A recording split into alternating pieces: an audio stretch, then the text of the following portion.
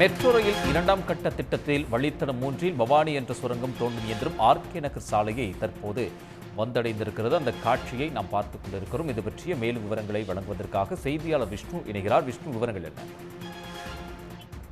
Chennai metro rail நிறுவனம் சார்பில் இரண்டாம் கட்ட திட்ட பணிகள் விறுவிறுப்பாக நடைபெற்று வருகிறது.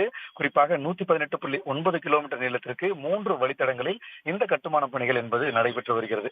இதில் வழித்தடம் அதாவது 3 சுரங்கப்பாதை கட்டுமான பணிகள் என்பது வேகமாக நடைபெற்று வந்தது. பவானி என்ற அந்த சுரங்கம் தோண்டும் இயந்திரம் ராயப்பேட்டை ரயில் நிலையத்திலிருந்து ஆர்கே சாலை நிலையம் வரை சுமார் 910 மீட்டர் நீளத்திற்கான சுரங்கம் தோண்டும் பணிகளை கடந்த சில மாதங்களாக செய்து வந்த நிலையில் தற்பொழுது அந்த பணிகள் என்பது நிறைவு பெற்று ஆர்கே சாலை நிலையத்திற்கு வந்தடைந்திருக்கிறது.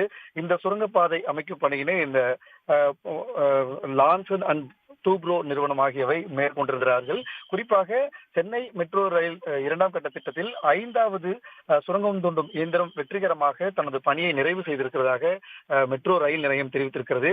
சுரங்கம் தோண்டும் இயந்திரம் பவானி ராயப்பேட்டை நெடுஞ்சாலை மற்றும் இந்த பீட்டர்ஸ் பாலம் ஆகியவற்றின் கீழும் ராயப்பேட்டை கண் மருத்துவமனையின் பாரம்பரிய கட்டிடம் ஆகியவற்றை கடந்தும் வந்திருப்பதாக தெரிவிக்கப்பட்டுள்ளது. சுரங்கப்பாதையின் மேற்பகுதியில் அதாவது மண்ணின் மேற்பரப்பிற்கு சுரங்கப்பாதைக்கும் இடையே 8 முதல் 14 மீட்டர் வரை தூரம் இருப்பதாகவும் இந்த சுரங்கம் தோண்டும் இயந்திரம் வண்டல் கலந்த மண் மற்றும் களிமண் போன்ற புவியியல் அமைப்புகளை வெற்றிகரமாக கடந்திருப்பதாகவும் மெட்ரோ பெருமை கொண்டிருக்கிறது. அதே போல கிரீன்வே சாலை ரயில் நிலையத்திலிருந்து புறப்பட்ட மேலும் 2 சுரங்கம் தோண்டும் இயந்திரங்களும் தற்போது மந்தவெளி பகுதியை வந்தடைந்திருப்பதாகவும் இந்த 2 சுரங்கம் தோண்டும் இயந்திரங்களும் இந்த மாதத்திலும் அடுத்த மாதத்திலும் சுரங்கம் தோண்டும் பணியை நிறைவு செய்யும் எனவும் மெட்ரோ ரயில் நிறுவனம் தெரிவித்திருக்கிறது. மேலும் இந்த பவானி இயந்திரம் தனது பணியை நிறைவு செய்திருக்கக்கூடிய நிலையில் அதாவது 910 மீட்டர் நிறைவு செய்திருக்கக்கூடிய நிலையில் இதனை மெட்ரோ அதிகாரிகள் அதாவது திட்ட இயக்குனர் அர்ச்சுனன் அதே போல நிர்வாக இயக்குனர் சித்திக் ஆகியோர் நேரில் சென்று இதனை பார்வையிட்டிருக்கிறார்கள்.